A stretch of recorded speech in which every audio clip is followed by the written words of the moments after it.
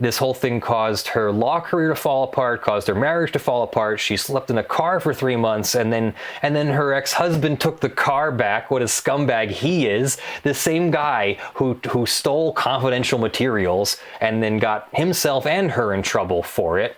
And then he repossesses her car. This is a community-supported legal education channel. Find out how you can support our mission at the links in the description below. In the Supreme Court of British Columbia, Canada, Acumen Law Corporation and Paul Durashenko plaintiffs suing Melissa Christine Ojanen. Maybe there's a better way to pronounce that. Her married name is Melissa Christine Dominato and Nicholas Dominato. I'm sure they pronounce it differently. I can never get these names right. I'm sorry. I apologize in advance. The questions presented: are Acumen and Mr. Durashenko entitled to relief? That doesn't help anybody. Did Miss Ojanen commit misconduct constituting just cause for termination of her articles and her employment? And then we can start to see some of the allegations down here. Did she enter premises without permission? Did she engage in disloyal troublemaking activity? Was she insubordinate? Did she avoid responsibility and demonstrate that she was unfit to practice law? Did she obtain possession of materials belonging to Acumen or its clients without permission? Did she enter into competition with her boss and her company by creating a blog? Did she permit Mr. Dominato, her husband, access to privileged materials of Acumen's clients and confidential materials belonging to Acumen, and fail to notify Mr. Durashenko of the breach? And what are Ms. Ojanen's damages? Was the conduct of Acumen and Mr. Durashenko unfair or undertaken in bad faith? Did Ms. Ojanen suffer emotional or health consequences which exceeded a norm for dismissed employees? We will find out next time. No, we'll find out right now. Acumen Law Corporation hired Melissa Ojanen as an articled student, or I guess, anybody know what an articled student is? I guess a decorated student or someone who's written articles before. Paul Durashenko was Miss Ojanen's principal employer. A little less than 4 months after Ms. Ojanen started work, Mr. Durashenko and Acumen terminated her articles and her employment. The consequences for Ms. Ojanen were severe. She was unable to obtain alternate articles. I guess this is some kind of certification or something, and has not been called to the bar. I guess that means that she's a lawyer who's about to get her law license. Maybe the articles are her law license? Is that what? So he's taken her law license away too? For 3 months, she was homeless and is presently supported by her parents. Ms. Ojanen's brief tenure as an articled student has given rise to 2 lawsuits that were tried together. Acumen and Mr. Durashenko claim against Ms. Ojanen for breach of contract, theft, wrongful use of marketing materials, trespass by entering into Acumen's premises after hours without permission. Acumen concedes they have not suffered any financial injury but seek notional damages and the return of materials they say Ms. Ojanen took and has not returned. To be clear, the notional damages sought are not nominal damages but substantial damages without proof of loss. Ms. Ojanen denies any misconduct or that she is in possession of anything belonging to Acumen or Mr. Durashenko. She claims against Acumen and Mr. Durashenko for wrongful dismissal. She pleads that she was harassed and intimidated by Mr. Durashenko. She further maintains that she is entitled to damages for breach of contract, bad faith conduct, mental distress, and aggravated damages. The issues are: who's entitled to relief? Did she commit misconduct? And what are her damages if she's been wrongfully dismissed? So now we're going to go over the facts. And here's where it's going to get good. This is a little bit long. I apologize, it's going to take a little bit. I'll do my best to edit it down later, but that's not going to help you now. Mr. Durashenko was called to the bar of British Columbia in 2000. He founded Acumen and remains a sole proprietor of the firm. Acumen employs several associate lawyers at 3 offices, and there's a senior associate. Acumen specializes in what Ms. Lee compendiously describes as driving or traffic law, Acumen has established itself as the leading law firm in the area. They work hard to market the firm's services by various means. Ms. Ojanen is a native British Columbian who attended law school in Ontario. She graduated in April 2016. In 2015, she had contacted Doroshenko looking for articles in Vancouver. I guess, I still am clear as what the articles are, but I'm guessing this is like it's a probationary year. Okay, I get it now. He agreed to hire her following her graduation in 2016. Pursuant to the Law Society's rules, her period of articles would last 12 months and be interrupted by the 10-week professional legal training course. This is key. Remember this. We just figured out what the articles were. And then there's a 10-week professional legal training course. This is going to come into it. Miss Ojanen's employment began on May 24th, 2016. Her attendance at her legal training was scheduled September 12th, 2016. Shortly before commencing her articles, she married Nicholas Dominato. Mr. Dominato was her law school classmate. Aww! In some of the pleadings, she is named Melissa Dominato. Ms. Ojanen and Mr. Dominato were sharing an apartment during the events at issue. They are now separated and a divorce is pending. Sad. Although Mr. Dominato is named as a defendant in the action commenced by Acumen and Doroshenko, the claim against him was settled and dismissed by consent on July 10th, 2017. Miss Ojanen worked at Acumen's Vancouver office. The other lawyers working in the Vancouver office when she started were Mr. Doroshenko, Ms. Lee, Mr. Vandenham, and Mr. Cheevers.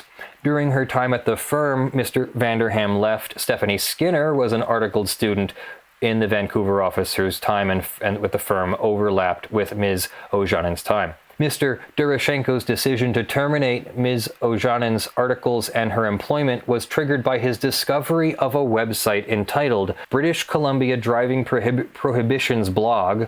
The blog came into existence in early September 2016. It offered information of interest to persons facing a driving prohibition. Equivalent information was offered through blogs maintained by Acumen and Ms. Lee that Mr. Doroshenko considered an important part of Acumen's marketing efforts. Mr. Doroshenko believed that the blog threatened Acumen's competitive position and that Ms. Ojanen was behind it. While the articles posted on the blog are similar to articles posted by Acumen and Ms. Lee on their blogs, they are not identical. The blog does not infringe on copyright. It does not disclose private information that Acumen and Ms. Lee have not themselves made public. It does not disclose client confidences. The blog could have been written by anyone making use of information in the public domain.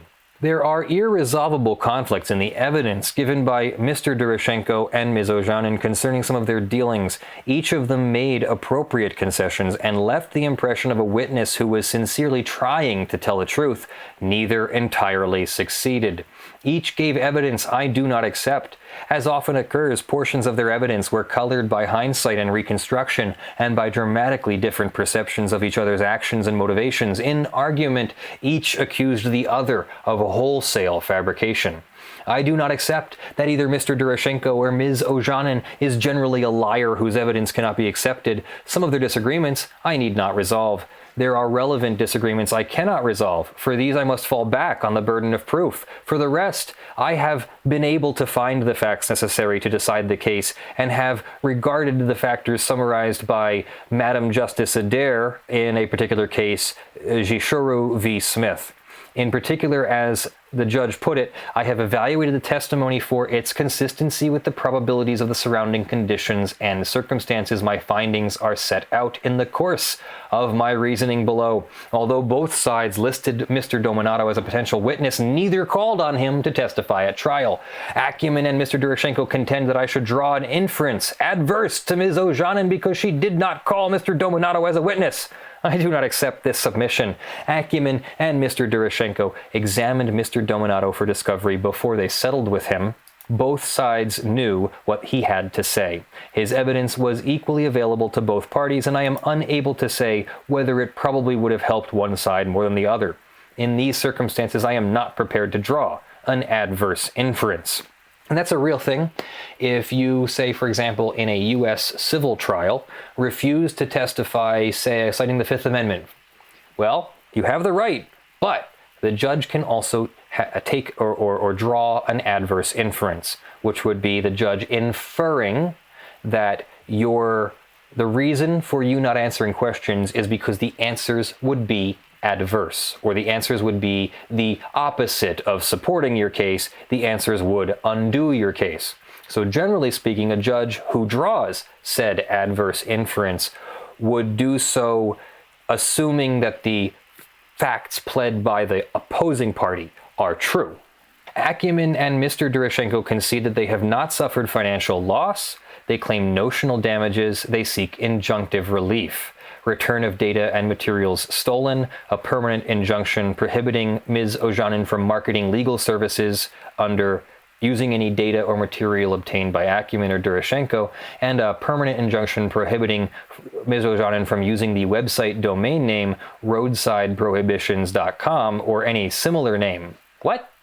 Why would they say she can't open a website under any roadside or driving law or traffic law.com name? That seems like that Mr. Doroshenko is trying to eliminate competition. And they seek punitive damages. The legal proposition underlying the claim for notional damages that a defendant is guilty of trespass or conversion and may be ordered to pay damages at large without reference to any loss suffered by the plaintiff. This legal proposition is unfounded. Damages for conversion and the related tort of détenu are not at large. The basic measures of damages for both torts is the value of the property in question. The date of valuation varies between conversion and détenu, and the consequential loss can be claimed. None of this assists Acumen or Mr. Doroshenko because they concede that Ms. Ojanen took nothing of value that belonged to them. Let me start skipping a little bit here because this is very long. This is the part I wanted to get to. I literally skipped one paragraph. The factual propositions underlying the claims against Ms. Ojanen for injunctive relief are that she stole and has retained data and material from Acumen, is still using that data and material to market legal services in competition with Acumen, and is utilizing a roadside prohibitions website in competition. None of these propositions is supported by evidence. Ms. Ojanen started her legal training as scheduled on Monday, September 12, 2016. She had client file materials and materials belonging to Acumen at her home. She testified that she had taken them home for work and study purposes. Between September 10th and 14th, Mr. Doroshenko learned of and investigated the blog. He did not communicate with Ms. Ojanen. Instead, on Friday, September 16th, Acumen and Mr. Doroshenko commenced this action against Ms. Ojanen. They caused the notice of civil claim to be served on Ms. Ojanen that day in front of her classmates. The process server also gave Ms. Ojanen a letter which stated, "Dear Ms. Dominato, termination of your articles. Your employment and articles are terminated effective immediately. I am terminating you for violating the articling agreement, for deceitful conduct, and for dishonesty. I have notified the Law Society of this decision and the reasons for it. If you have any belongings remaining in the office, you may email Kyla and identify those belongings, which will be mailed to you at your address. Signed, Paul Doroshenko." Ms. Ojanen retained Daniel Ledresse as counsel. At trial, she testified that she delivered to Mr. Ledresse everything belonging to Acumen in her possession. In his covering letter, he stated, "Together with this letter are 2 boxes and a plastic package. The contents are, I am informed, file materials and resources for work that Dominato had taken home to complete assignments of work as part of her articling student legal work assigned to her by your firm's members. The tactics employed by your client preliminarily to and coincidental with the termination of Ms. Dominato's articles and her employment made it impossible for her to return these materials to the offices of Acumen Law Corporation. I am returning them to you as the solicitor for the Acumen Law Corporation." I'm confused. She hired Ledresse. Ledresse delivered to Acumen's counsel the materials, and then he wrote a letter that he's the solicitor for Acumen. He's not the solicitor for Acumen. Ledresse is Ms. Ojanen's counsel. So I think the judge is saying the Acumen's counsel received the materials and then Acumen's counsel wrote this letter. This is why you gotta use clear language, people. Mr. Durashenko and Acumen contend that the materials returned by Mr. Ledresse were incomplete. They rely on an inventory of the material prepared by a staff member. Mr. Durashenko testified that he checked the inventory but did not perform an item-by-item review. He testified that a hard copy of a cross-examination script was not returned. Acumen recovered the script from its electronic records. He testified that vendor invoices went missing from Acumen's accounting office in September 2016, and he suspects that Ms. Ojanen took the missing invoices. In cross-examination, counsel for Acumen and Durashenko did not put to Ms. Ojanen that she had stolen vendor invoices or a cross-examination script. He did cross-examine her generally on materials allegedly retained by her, but she denied that she remains in possession of materials belonging to Acumen or its clients. Mr. Harding put to Ms. Ojanen an affidavit apparently sworn by Mr. Dominato in 2017 in which Dominato conceded that he was in possession of a scanned copy of an Acumen client file until October 2016 and a copy of a binder containing Acumen practice materials until June 2017. Ms. Ojanen testified that she was unaware that Mr. Dominato was in possession of such materials belonging to Acumen or its clients after she delivered material to Mr. Ledresse in September 2016. I accept her evidence that she is no longer in possession of said materials. We're going to move this along here. There is no basis for an order that Ms. Ojanen return Acumen materials. Then on to her blog. The details of her involvement are controversial and I will address them later. There is no evidence that the blog continued in existence after 2017, September, and I have every reason to believe that it has lapsed. She did not complete her PLTC training. She did not obtain alternate articles. She had 2 episodes of short employment, and she has not worked for a law firm since. She is not in a position to market legal services or compete with Acumen in any way. It was not suggested in cross-examination that she has done so. It is unclear on what legal basis Acumen and Durashenko might seek to prohibit Ms. Ojanen from competing with their firm after her employment ended by maintaining a blog or otherwise. Their notice of civil claim alleges that she stole trade secrets, but there is no evidence that she was ever in possession of or misused information that could be described as a trade secret. Wow, this Durashenko guy is some hell of a lawyer, right? Brings this case and then presents no evidence. Her obligation to not compete with her employer came to an end when her employment ended. In any event, she is not doing so. The claims against her for injunctive relief are unsustainable. His action against her is dismissed. But did Ms. Ojanen commit misconduct that caused her termination? Let's skim through this as well. She claims that Acumen and Durashenko, she claims an action for wrongful dismissal, breach of the contracts governing her employment as an articled student. Acumen and Mr. Durashenko terminated the contract September 16th. The question is whether they were justified. Justified is just cause and requires a finding that Ms. Ojanen was guilty of some kind of misconduct amounting to a breach of contract of employment. In other words, there must have been misconduct amounting to a fundamental breach of the contract. The onus of proof lies on the employer. Can you see where this one's going? I wonder if he presented any proof or evidence. The law is clear that not every act of dishonesty justifies dismissal without notice. Rather, the court must consider the context of the alleged misconduct, examine how minor or how serious it was. The principle of proportionality applies, requiring a balancing between the severity of the alleged misconduct and the sanction imposed by the employer. An employer who is made aware of misconduct that could constitute just cause must elect whether to terminate the employment relationship or condone the misconduct by allowing the employment relationship to persist, notwithstanding the misconduct. The employer's election must be made within a reasonable time. Misconduct that the employer has condoned no longer constitutes just cause unless new facts come to light. Further misconduct may do just that, so the acts of misconduct must be considered both individually and cumulatively. He accuses her of being on the premises of the office without permission after hours, of failing to attend a scheduled court appearance, of being disloyal and a troublemaker at an office party, and making untenable accusations against coworkers, by being insubordinate and disobeying instructions, by failing to leave the office immediately on August 8th. I think she was fired September 16th, so I think we're going to hear a bunch of arguments about how that was untimely. How she avoided responsibility and demonstrated that she was unfit to practice law. Ms. Ojanen took materials belonging to Acumen and its clients home without permission. She entered into competition with Acumen by creating the blog, etc. These are the accusations against her. All of these allegations were addressed in the evidence. However, in final argument, Mr. Harding pursued only the allegations of trespass, theft, disloyalty through attempted competition, and permitting access to privileged and confidential materials. The employment relationship is governed by 2 contracts. Here's the one contract. It says that she'll provide services and observe rules, etc., etc., etc. We're going to actually skip through this. The employment agreement is unwritten. Its terms must be taken to reflect the obligations assumed under the articling agreement. She was paid $687 per week, and she must be paid half her base salary during attendance at training. The articling agreement ran for a 12-month term. There was no early termination provision, and she was supposed to have entered full employment by now.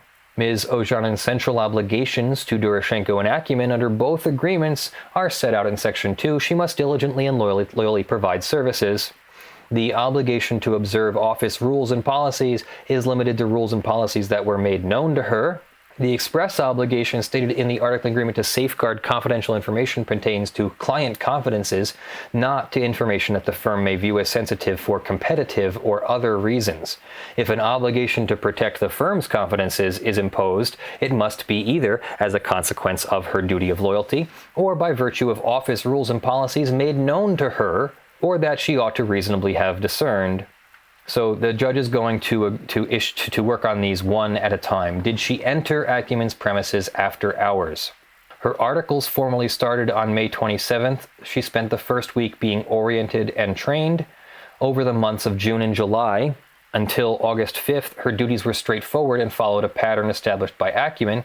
She spent mornings and often the day attending various courts in Lower Mainland for procedural appearances such as arraignments or appearances to fix dates in connection with criminal charges.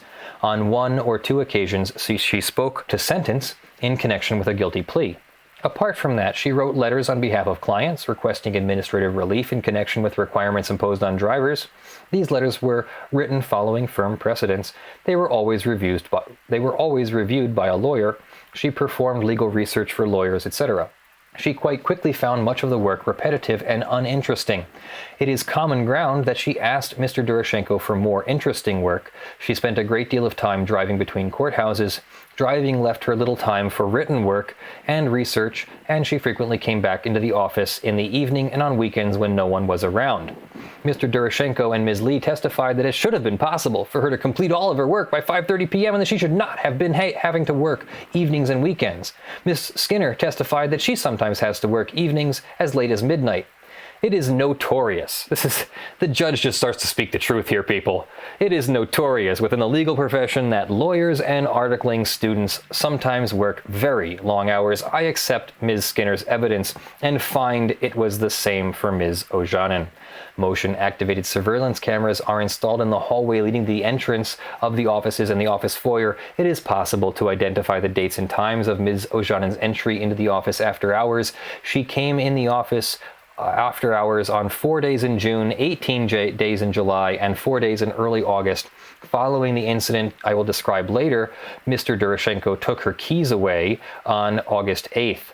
On August 12th, he instructed her not to come into the office after hours. He was aware she was coming into the office outside ordinary office hours before he repossessed her keys August 8th. He specifically recalls 2 occasions when she was there with Mr. Dominato, and he had no objection. On August 2nd, 2016, he sent Ms. Ojanen and Ms. Skinner a text message indicating satisfaction with their work and a desire to employ them both following completion of the articles. He stated, "I'm hoping to keep both of you on when your articles are done. You've both expressed a desire to stay. You're both smart and interesting. We can generate work for you both. Thank you. That is generous of you," came the reply. "This is exciting news. I reject the allegation that she committed misconduct by coming into the office after hours." In late August 2016, Mr. Doroshenko directed that Ms. Ojanen's keys be returned to her. There is no evidence as to a discussion at the time. I find that it was reasonable for Ms. Ojanen to infer that she had permission again to enter the office after hours. She did not come into the office again after hours until September 9th and 10th.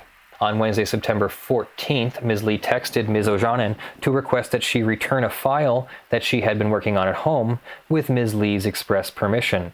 Ms. Ojanen and Mr. Dominato entered into Acumen's offices after hours to return the file. She collected her framed law school diploma from the wall of her office. They encountered Mr. Durashenko, who was working late. He asked Ms. Ojanen for her office keys, and she handed them over. He did not mention his discovery of the blog or ask Ms. Ojanen about her activities. He did not suggest that she had no business being on Acumen's premises after hours. So he's basically making up these claims in retro and claiming that she came into the office after hours, like, because he just needs some kind of claim to use against her. So did she fail to attend a scheduled court appearance? Let me see. The charge was being prosecuted by the Regional Crown Counsel, who telephoned Ms. Lee on the morning of the hearing. Ms. Lee gave Crown Counsel Ms. Ojanen's telephone number. Ms. Ojanen was attending court in Abbotsford. She had misunderstood the scheduling protocol in a case prosecuted by the Crown Counsel. When she spoke with the Crown Counsel, they arranged for her to attend later in the morning, and the arraignment took place that day. I accept Ms. Ojanen's evidence that this incident took place on August 4th, 2016. This was a trivial incident. It was the product of a misunderstanding, and the client's interests were not harmed. Ms. Ojanen is not guilty of misconduct. Was she disloyal or a troublemaker at a party? Acumen hosted a party. The party marked the impending departure of a Mr. Vandenham, and a staff member. It began 4:30. Food and drinks were served. Mr. Doroshenko left at 5:30, and nothing happened before he left. The party carried on. I heard evidence from Ms. Lee, Ms. Skinner, and Ms. Ojanen. There is no more disagreement between them than is to be expected in the circumstances. There may have been a brief and awkward interaction between Ms. Ojanen and Mr. Skinner, though Ms. Lee did not mention it in her evidence. Towards the end of the office party, a few lawyers were sitting around the boardroom table. The group had included 2 lawyers who did not testify, Ms. Lehman and Ms. Rudet. Ms. Ojanen had been drinking. She began to talk about how much money she was making. Ms. Lee understood that she was complaining that it was not very much, and she tried to assure Ms. Ojanen that her financial situation would improve as she acquired clients and files of her own. In the course of the discussion, Ms. Ojanen mentioned that she had not cashed some of her paychecks. The party ended. Ms. Lehman, Ms. Rudetta, Ms. Lee, and Ms. Ojanen went to a restaurant. Ms. Skinner did not. I am left with the evidence of Ms. Lee and Ms. Ojanen as to what occurred next. There is some consistency to their accounts, and to the extent that there is a disagreement, I accept Ms. Lee's account because it is more detailed, and Ms. Ojanen acknowledges she was intoxicated. The champagne was flowing. Ms. Ojanen became worked up and complained that Ms. Skinner was trying to seduce or steal her husband, Mr. Dominato. Others tried to persuade Ms. Ojanen that she was misinterpreting Ms. Skinner's conduct. Ms. Ojanen was not persuaded and eventually left, saying that there was much more she could say about Acumen. The next day, Ms. Ojanen sent Ms. Lehman a text wondering, "Do I still have a job on Monday, LOL?" Ms. Lehman replied that if someone didn't get wasted at the staff party, then it would be a shitty staff party. I am not persuaded that Ms. Ojanen's poor conduct at the party in the restaurant, and in the restaurant afterwards, amounted to a breach of her duty of loyalty. The duty of loyalty may accommodate a certain amount of grumbling among members of the firm, and even drunken accusations against a coworker on a social occasion outside the office. Even if Ms. Ojanen's conduct amounted to a breach of her duties, the misconduct was not so serious as to constitute just cause for her termination of her employment. Acumen treated the episode as grounds for discipline, falling short of termination of her employment. By doing so, it condoned Ms. Ojanen's conduct. I describe the discipline below. Several people texted Mr. Durashenko with accounts of the conduct of the party and the restaurant. He was angry. He spoke with Ms. Lee. He summoned Ms. Ojanen on August 8th to his office. There is no disagreement as to the essential elements of their meeting. She was told that he had received reports from 4 people. She wanted to offer her perspective on what had occurred, and he told her he did not want to hear from her. Mr. Durashenko told her that she had offended others at the party and the restaurant. He did not want to discuss details of what had occurred. He told her that he was deeply concerned about her dedication to the firm. He gave her a copy of the articling agreement. He told her that she was suspended and confiscated her office key. She was to come back to the office at the end of the week on Friday and they would discuss her future. He refused further discussion. He told Ms. Ojanen to get out of the office and leave now. Miss Ojanen says that Mr. Durashenko swore at her. He says that he raised his voice but did not swear. I need not decide whether he swore. Swearing aside, on his account he was harsh, unwilling to hear Miss Ojanen, and left her in doubt as to her future with acumen. She was upset and crying at the end of the meeting. Ms. Ojanen left Mr. Durashenko's office but did not leave the premises immediately. She went to Ms. Lee's office and tried to engage her in a discussion as to what had happened and why she was suspended. She sat in Ms. Lee's office for a short time, but Ms. Lee was unwilling to talk about it and she eventually left. Acumen and Mr. Durashenko contend that her insistence on speaking with Ms. Lee after her meeting with Mr. Durashenko and her failure to follow his instruction to get out of the office and leave now was an act of insubordination, constituting cause for immediate termination. I reject this argument. Ms. Ojanen's conduct cannot be understood as a repudiation of her obligations as an articled student. It was an understandable response to Mr. Durashenko's treatment of her at the meeting. Even if Ms. Ojanen's failure to leave the office immediately could be understood as insubordination, her conduct was condoned by Acumen's decision to continue her employment. Later that day, she texted Miss Lehman, Ms. Rudette, and Mr. Vanderham to apologize if she had offended them and to explain that she had had too much to drink. Each replied, accepting her apology. So they all accepted the apology. The guy kept her on, and then later he's going to make the argument that, oh yeah, this is all the reason for the firing. On August 11th, Ms. Ojanen sent Mr. Durashenko a long letter expressing gratitude for her employment, admiration for his abilities and accomplishments. This was in anticipation of the meeting the next day to discuss her future with Acumen. The letter was obviously intended to flatter Mr. Durashenko and reassure him of her commitment to the firm. She concluded, I could not be more grateful for the opportunity I have to work for you and hope that I won't let you down again. As I have told you, I am extremely loyal and desire to continue being a dutiful employee. I am honored to work with you and such an established firm and have only hope to contribute in a positive way. On Friday, August 12th, she met with Mr. Durashenko and he told her that she could return to work on condition. He required her to go for counseling and to satisfy him that she had done so. He instructed her that she was no longer to come into the office unaccompanied during evenings and weekends. As I have noted, he did not return the office keys to her at this meeting. For the balance of the month of August, she testified that her work assignments changed and she was given more menial tasks. Ms. Ojanen arranged to attend counseling through the Lawyer Assistance Program, made this known to Mr. Durashenko, who accepted it as satisfactory. She attended 5 counseling sessions. Acumen and Mr. Durashenko plead that Ms. Ojanen failed or refused to attend any counseling. This plea is unfounded. I doubt that it was open to Mr. Durashenko to require his articled student to attend counseling as a condition of her continued employment. In any event, she did as he asked, and he still makes the argument that she failed to attend counseling. This guy's a stellar lawyer. I'm just so proud that I'm a lawyer in the same profession as him. Late in August, Ms. Ojanen's keys were returned to her. However, she did not enter the office until late Friday, September 9th, which was her last day of work before starting training. She testified that on September 9th, she asked Mr. Durashenko for a performance review. Starting training was an important milestone and she was anxious for feedback. She testified that Mr. Durashenko told her she had done well and he was happy with her work. He said that she would go to training and return to Acumen to finish her articles. He does not recall discussing a performance review. He accepts that he may have assured her that she would come back and finish her articles while denying that he told her that he was happy with her work. He says that he wished her well and was trying to be supportive. In this light, I accept her evidence of this discussion. Mr. Durashenko condoned all of her conduct, and he was aware of it to this point. In summary, there's no merit to the argument that she was insubordinate. Did she avoid responsibility and demonstrate that she's unfit to practice law? Mr. Durashenko pled that Ms. Ojanen adopted a practice of avoiding responsibility, deliberately pretending to misunderstand instructions, making it effectively impossible for the lawyers to assign her work that was not menial. In his evidence in chief, Mr. Durashenko invoked a sexist stereotype of female incompetence in describing this alleged practice.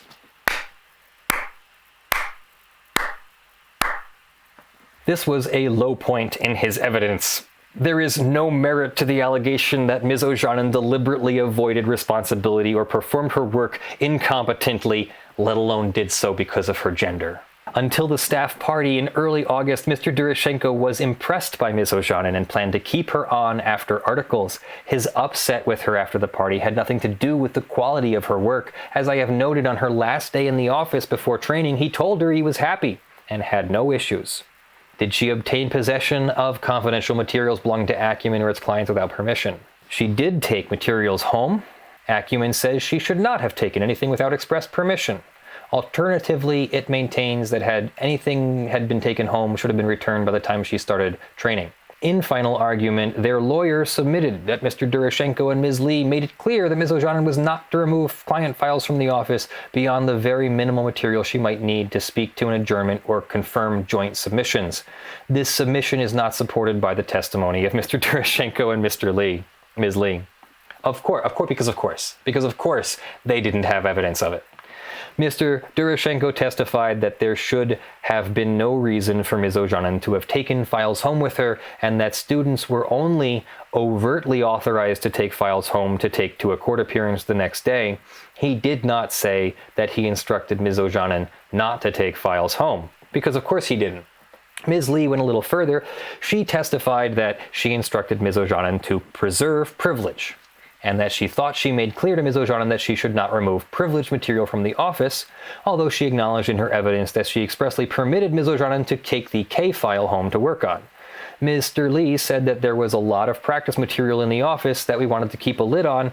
She did not testify that she or anyone instructed Ms. Ojanen that practice material was not to leave the office, because of course they didn't. They appear to be making up these arguments after the fact. If there was a prohibition on removing files from the office without express permission, it was not made known to Ms. Skinner. She testified that there were times she took client files home for the purpose of educating herself and learning, as a student should, says the court. She also took home practice material, such as templates for cross-examination. I find that Acumen did not have a rule made known to Ms. Ojanen that she should not take file materials or client materials home. She received relatively little instruction from Mr. Durashenko and Ms. Lee. She was keen to learn. Like Ms. Skinner, she was taking home materials from the firm, including client files, for the purpose of educating herself and as precedents for work she was performing on other files. Her preference was to take an entire file rather than just portions that she would most likely require. I am not persuaded that she took files home for improper reasons. Ms. Lee identified some of the files returned by Mr. Ledresse on September 23rd as files Ms. Ojanen had no reason to be working on, but in cross-examination, Ms. Ojanen gave reasons for her possession of those files. The articling period exists to provide articled students the opportunity to learn to be competent lawyers through the exposure to the work of qualified lawyers. I accept that Ms. Ojanen's purpose was to educate herself to be a competent lawyer in the fields of law in which Acumen practiced. Moreover, she had reason to hope she might remain with the firm on her call to the bar. Did she enter into competition? Her duty of loyalty required her not to enter into competition. Acumen maintains that she breached her duty of loyalty by creating a website blog and entering into competition. He testified, Mr. Durashenko testified, that it was his policy not to permit associates of the firm to establish any web presence of their own without his permission and control over its contents. There is no evidence that he made this prohibition known to Ms. Ojanen. It is not obvious that a firm would establish such a broad prohibition. Two questions arise. Did she participate in creating the blog? Did she enter into competition through the blog? It is clear that Mr. Dominato was involved in creating the blog. The payment to an internet service provider was made on Mr. Dominato's credit card, and he corresponded with the provider. Ms. Ojanen denies that she was involved in creating the blog. She maintains that Mr. Dominato created the blog, including driving law postings he had written based on materials she had at home. She acknowledges that these were materials belonging to Acumen and its clients. She says that Mr. Dominato did not have her permission to access these materials. Ms. Ojanen says that she only became aware that Mr. Dominato had created the blog as a gift for her around the time it was to be put up in early 2016. She says she told him to take it down, but he wanted to maintain it. Mr. Dominato was also an articled student working at a corporate commercial law firm. His work had nothing to do with driving law. On learning of the blog, Mr. Durashenko took steps to investigate it. An inquiry made in the name of a friend, Mr. Seal, generated an unsigned response from Mr. Dominato's email account to Mr. Seal on September 13th. A follow-up inquiry generated a second response to Mr. Seal on September 14th from Mr. Dominato's email account, and this sheds light on her involvement in the blog. It states, "If you are comfortably within the 7-day period, I would recommend contacting a law firm.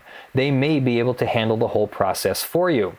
The review process is a paper-based or over-the-phone process, and everything is done in this Vancouver island, so you do not need a local lawyer. Acumen does the most work in this area, and I would recommend them. I am not aware of Kamloops lawyers. Whoever you choose, make sure they have experience in arguing driving prohibitions. I do work for Acumen Law as a law student, but whatever you choose, I do recommend hiring a lawyer to deal with your son's position. My name is Melissa. This is my husband's email. I hope this has been helpful." Ms. Ojanen maintains that the response of December 14th was sent by Mr. Dominato in her name and without her knowledge at the time. I reject her evidence that she had nothing to do with the September 14th email. Whatever her involvement in the initial creation and establishment of the blog, it is simply not plausible that Mr. Dominato impersonated her in the email of September 14th. There is no sensible reason for him to do that. At some point in this period, a page was added to the website blog identifying Ms. Ojanen as an articled student in Vancouver who was the creator of the blog. The page was taken down the following day. Ms. Ojanen says that the page was put up by Mr. Dominato. As soon as she found out, she asked him to take it down, and he did. While it is possible the blog was Mr. Dominato's project at first, I reject Ms. Ojanen's testimony that she had nothing to do with it from the time it was put up, and that Mr. Dominato refused her request that he take it down. It is simply too implausible, especially in light of my conclusion that Ms. Ojanen wrote the email of September 14th. I find that Ms. Ojanen participated in the blog from the time it was posted on the internet. This is consistent with her pleading in paragraph 24A of the response to the civil claim filed by Mr. Ledresse on behalf of Ms. Ojanen and Mr. Dominato that the defendants created the blog. In other words, not one defendant, but the defendants. I turn to the second question, whether she entered into competition. I conclude that she did not! The blog does not offer legal advice. It provides information concerning roadside prohibitions that is equivalent to that offered by Acumen and Ms. Lee in their blogs without charge to the world at large. Their calculation must be that readers made aware of the outlines of the law and regulatory framework surrounding driving prohibitions are more likely to seek legal advice from Acumen. To that same end, the blog advises readers to seriously consider hiring a proficient and qualified lawyer. The blogs maintained by Acumen and Ms. Lee direct interested readers to Acumen for legal advice, and the Ojanen blog did not. However, the blog invited comments or questions, and the thrust of Ms. Ojanen's email of September 14th to Mr. Seal was an attempt to direct work for Acumen. This was not the act of someone who was setting herself up in competition with Acumen. I infer that Ms. Ojanen would have done the same in response to further inquiries, at least so long as she remained an employee of Acumen.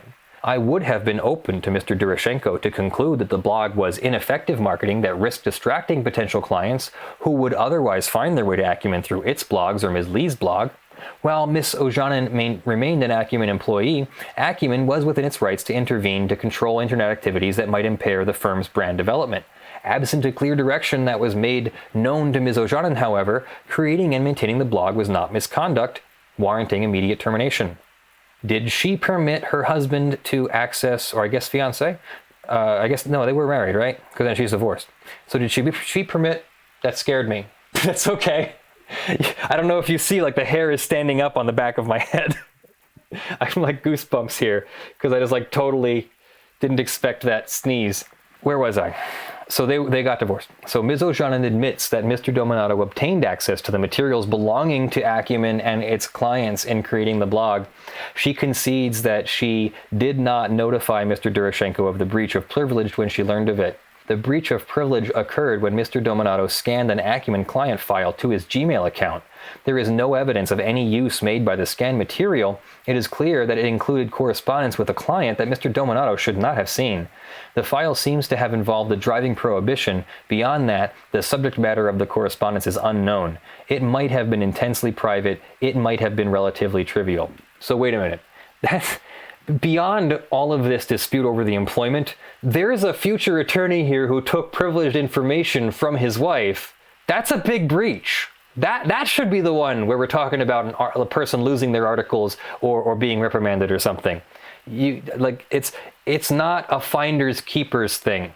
I'm not lucky if I turn around and if I find a file, if Kaylee brings home some confidential something, okay, that's not a good one because she works at a school. Let's say that someone was a lawyer. If my partner was a lawyer and brought something home, I'm not allowed to look at that just because I'm also a lawyer. Like, I'm not working for that firm. I don't have any duties to that firm. And if I look at, I'm violating the rules as well. She'd be violating it if she gave it to me, but I'd be violating it to take it. In final argument, Harding emphasized Ozhanen's failure to notify Durashenko of the breach of privilege. He analogized the case to another in which a business manager of a student society learned that cash receipts had gone missing and employees were implicated. The business manager made a calculated decision to keep silent about the dishonesty. She had been warned about the importance of reporting missing money. The justice held that the business manager's decision to keep silent misled her employer and was cause for termination. In another case, involves deceit and misleading of an employer. The first and second categories generally lead to a finding of just cause, but a third category involves errors of judgment or failure to follow rules. This third category often leads to a finding that misconduct falls short of constituting just cause. Was Ms. Ozhanen's failure to notify Mr. Durashenko of the breach of privilege a deception of her employer, or was it an act of dishonesty going to the root of her employment relationship, or was it an error of judgment and failure to follow the rules? The articling agreement expressly requires Ms. Ozhanen to strictly safeguard privileged and confidential information. The Law Society's Code of Professional Conduct imposes on lawyers and students an obligation to hold in strict confidence all information concerning the business and affairs of a client acquired in the course of the professional relationship, and to report to an opposing party its inadvertent disclosure of confidential materials. Arguably, Ms. Ozhanen could be subject to disciplinary proceedings by the Law Society for her failure to maintain the confidentiality of a client file, and on learning that Mr. Dominato had accessed it, reporting the breach to Mr. Durashenko in order that he could deal with it. In the context of professional discipline proceedings, Law Society hearing panels have generally addressed the disclosure of client confidences by fines. They have not equated this misconduct to dishonest conduct. Ms. Ozhanen was just beginning her career. She was under instruction as to her professional obligations. I am not persuaded that her failure to report was an act of dishonesty going to the root of her employment relationship. Rather, it manifested as a failure on her part to appreciate the extent and implications of the onerous obligations placed on lawyers and students in possession of client confidences. She was guilty of a serious error in judgment, but not a fundamental breach of her obligations as an articled student and employee. And then the cumulative effect of the misconduct. Viewed individually, none of the complaints concerning her conduct constitute just cause. Viewing the complaints collectively, I come to the same conclusion. The most serious and last of the complaints involves Mr. Dominato's access to confidential materials. This matter was unknown to Mr. Durashenko and Acumen when they terminated Ms. Ozhanen's articles and her employment. It is wholly unrelated to her prior conduct in relation to the staff party, to the extent that there is any substance to the complaints concerning her conduct. Taking everything together and adopting the contextual approach required by previous cases like McKinley, I am not persuaded that there was any dishonesty or equivalent conduct giving rise to a breakdown of the employment relationship. Now, turning to concluding the claim for wrongful dismissal, the judge concludes that Acumen did not have cause to fire Ms. Ozhanen, and Mr. Durashenko did not have cause to terminate her articling. Ms. Ozhanen was wrongfully dismissed, and her articles were wrongfully terminated. So now we're going to get to her damages. An action for wrongful dismissal seeks compensation for a breach of contract. Ordinary principles of damage assessment in contract apply. Ordinary damages she's entitled to be put into the position, so far as money can accomplish it, that she would have been in had she not been dismissed. Her weekly pay included an allowance for vacation pay. I assume she would have taken 2 weeks of vacation during her articles. Accordingly, she was entitled to be paid for 50 weeks, 40 weeks at 687, and 10 weeks at 50% of that. She could then reasonably expect to earn approximately $30,915 over the course of the year. Her final pay statement shows that Acumen paid her $11,981, a difference of approximately $19,000. Assuming successful completion of her training, she would have been qualified to admission to the bar as a lawyer. In fact, Ms. Ojanen failed to pass the exams required as part of the PLTC. She blames this on trauma and upset from the manner in which she was terminated. I think it is likely that she would have done much better had she not been served in front of her classmates and accused of deceitful conduct and dishonesty in the termination letter, and had not been distracted by the need to instruct counsel and defend an action brought against her by Acumen and Mr. Durashenko. However, there is no evidence that would enable me to value the potential increase in her earning capacity as a lawyer. I decline to award her damages based on the loss of opportunity to become a lawyer. Acumen submits that Ms. Ojanen failed to mitigate her loss by obtaining alternate articles. I am not persuaded. It is unrealistic. Mr. Durashenko had reported to the Law Society that she had engaged in deceitful and dishonest conduct. There was a lawsuit against her. Ms. Ojanen was justified in thinking that she had no reasonable prospect of employment in the legal profession in Canada while these allegations were being pursued against her. I conclude that ordinary damages should be $18,934, the lost wages for the articling, and $10. Mr. Durashenko breached the articling agreement by terminating it. There is no evidence that she suffered a financial loss from the termination of the agreement that is independent of the loss she incurred from the loss of her employment. She is entitled to nominal damages for that loss of $10. Aggravated or moral damages. Case law has established that employers owe their employees obligations of good faith and fair dealing. This is the Wallace versus United Grain Growers case from 1997. This obligation stems from the power imbalance inherent in the relationship of employer and employee, and the importance of employment as a component of the employee's sense of identity, self-worth, and emotional well-being. In Wallace, the court addressed a breach of the employer's obligation in good faith in termination that caused the plaintiff distress by extending the period of reasonable notice to which the plaintiff was entitled. The court explained that bad faith conduct warranting more than ordinary damages requires an impact on the plaintiff that is greater than the normal distress and hurt feelings resulting from a dismissal. Where such an award is justified, it should take the form of a distinct award of aggravated or moral damages. There is a two-part principle for wrongful dismissal.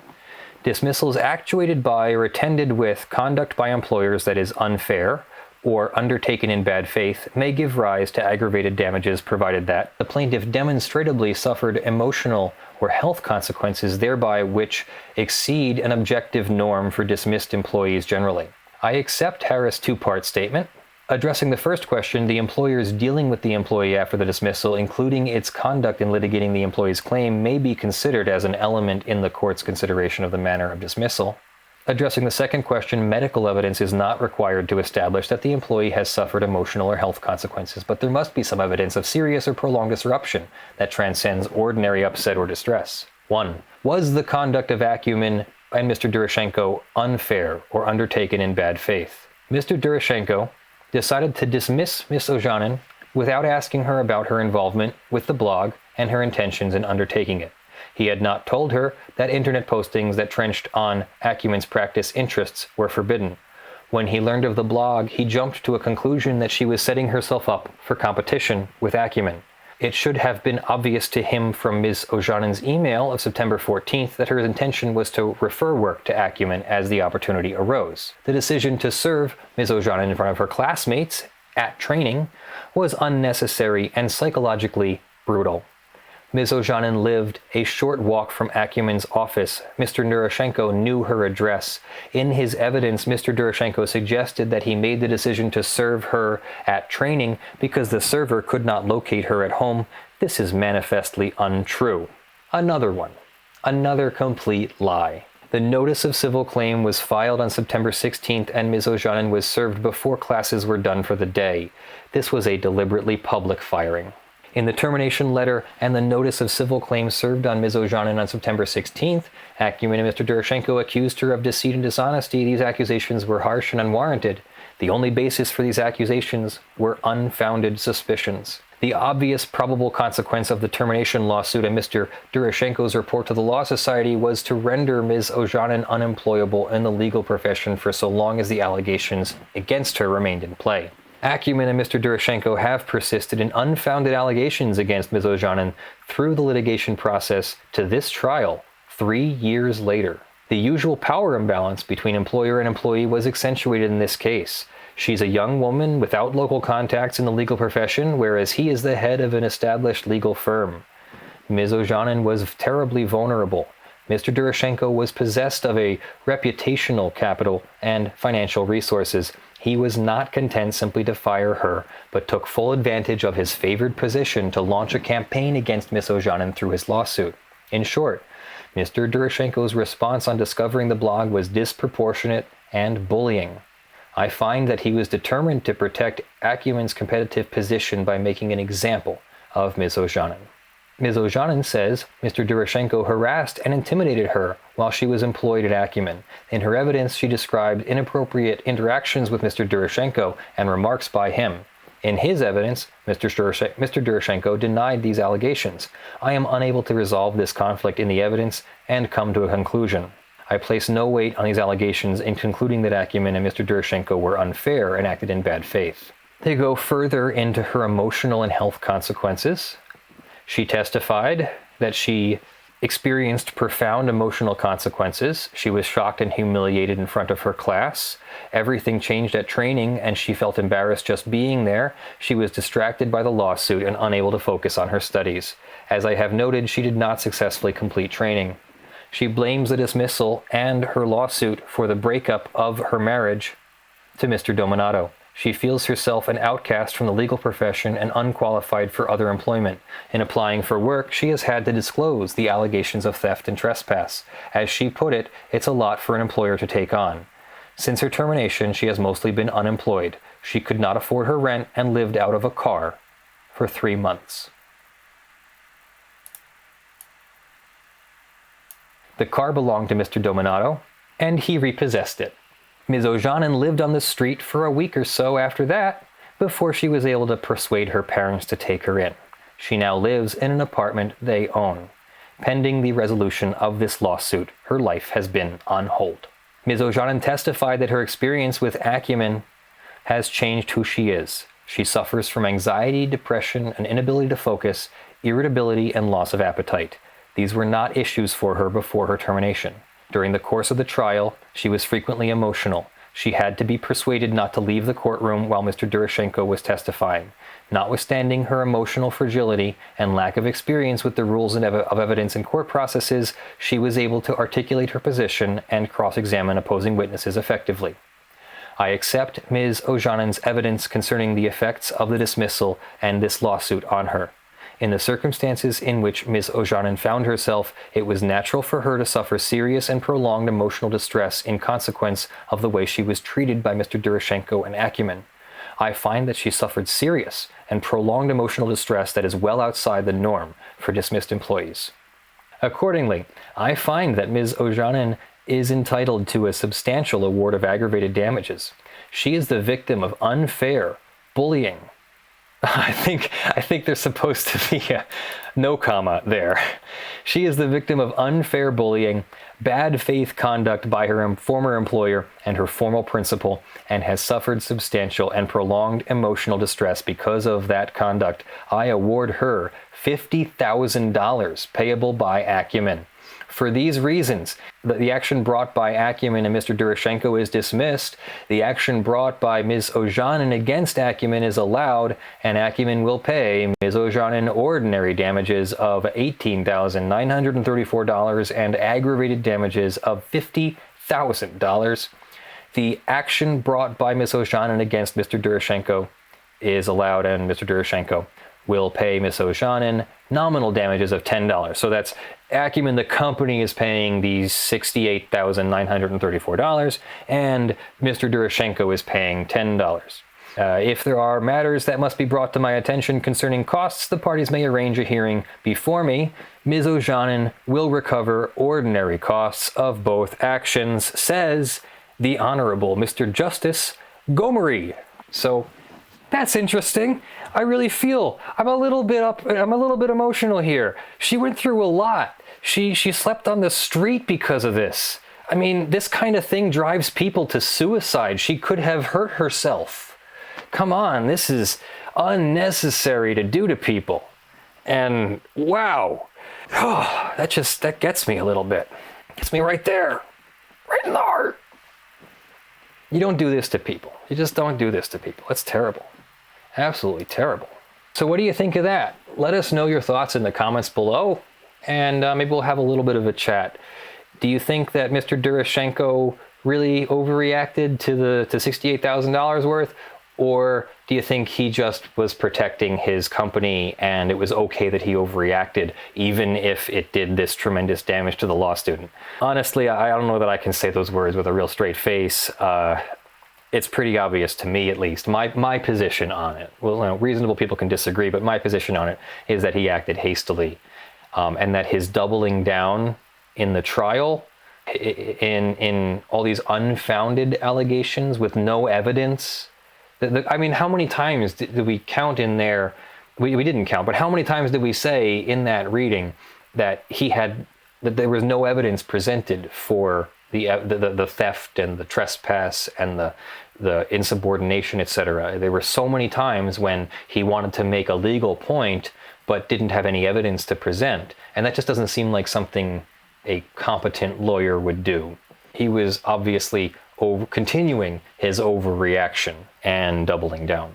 So I think he's a pretty big scumbag for that. Sorry to call people names, but I mean, I'm getting so sick and tired of the hypocrisy and the double standards and the different treatment for him and worse treatment for her. And then he called her something sexist, saying that she, because she was a woman, that meant that she was more likely to have trouble with things or something. I forget exactly what he said.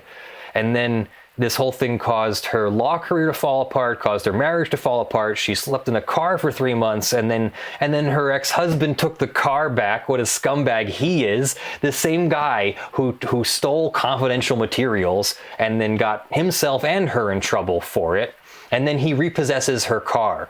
This Dominato guy, I don't like him either. That's just disgusting. I don't care if your ex-wife was accused of theft or whatever. Mr. Dominato knew that he had taken those files and that she wasn't the one who had taken the files. Come on. And he repossessed her car anyway and made her sleep on the street for a week.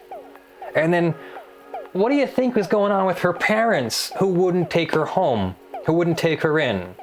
Did she ask her parents or not? I don't know. I'm a little outraged right now. Can you tell? Wow. So that is our show, everyone. Thank you for joining me. I am Leonard French, your favorite copyright attorney. Thank you to our supporters on patreon.com/ljfrench and sponsus.org/law. This channel would not be possible without your financial support. We regularly get demonetized on YouTube, and we struggle to maintain our monetization there or revenue there from month to month. It varies greatly depending upon how YouTube has demonetized our videos. It is usually our most popular videos that get demonetized immediately, and then the vast majority of those are remonetized after the initial spike of views. So please support us if you can on those platforms. Thank you to our $500 plus supporter in the month of August and July. Joshua Davis from TandaPay has asked us to make a video about his social insurance program that uses the blockchain. We are working on that. I wish it was out by now. I'm very sorry that it's not out by now, but it has been a heck of a summer with everything that has happened, and we are just struggling to keep up.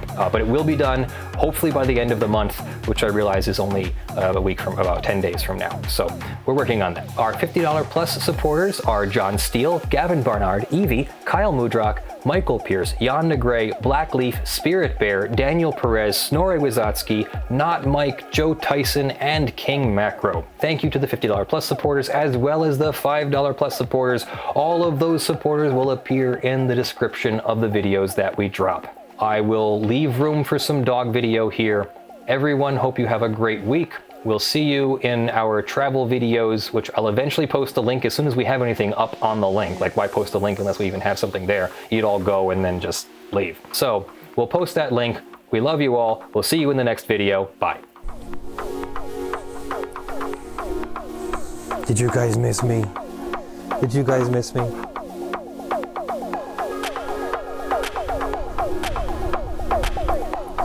Good. Just saw him. Dropped off some lunch and some vape juice. Why is Dad carrying a giant teddy bear? I don't... And you think it's a good idea to give it to me?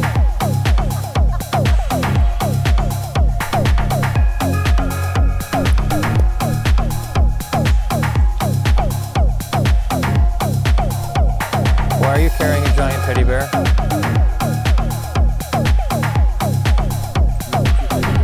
Let me see the teddy bear. No, you stand still. I don't know that I want my teddy bear. Like, you can hold on to it, sure. If it's gonna mean something to some other child, give it to the church. Certainly. I have no attachment to it. I don't even remember it, really. Well, you were a baby. I don't, oh yeah, that definitely. Hey, jerk. Dog jerk.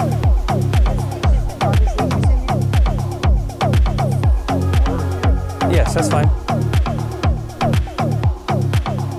Oh, does she have the ball again? Yep, now they both got balls at least. Come on back, all of you, retriever included. Retrieve the ball. He's been my sleeping buddy. Yeah, he likes to sleep next to you. He'll even cuddle up and lay on your head. Played on the bed a couple of times. You have to drop it. Good girl. Oh. Wrap myself in the head.